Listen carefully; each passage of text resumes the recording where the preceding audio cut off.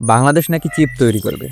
Wait, বিশ্বের ৮০% প্রযুক্তি চলে এমন কিছু দিয়ে যা বাংলাদেশ এখনো বানাতে পারে না।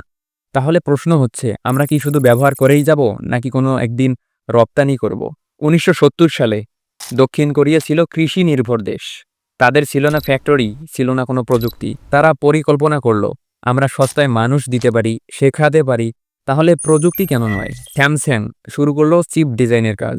প্রথমে ব্যর্থতা, তারপর ছোট্ট অর্ডার, তারপর সারা পৃথিবীর ফোন, গাড়ি, এমনকি স্যাটেলাইট পর্যন্ত তাদের চিপ ব্যবহার হচ্ছে। এদিকে বাংলাদেশ এখনও শুধু মোবাইল অ্যাসেম্বল করে, চিপ তো দূরের কথা, ডিজাইন জানে না 99% মানুষ।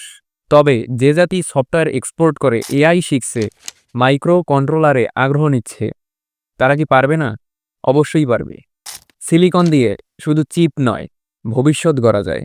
যদি আমরা চাই, কোনো কিছুই অসম্ভব নয়। ভবিষ্যতের বাংলাদেশ আমরাই গড়ব। বিশ্বাস রাখুন নিজের উপর। Be unique.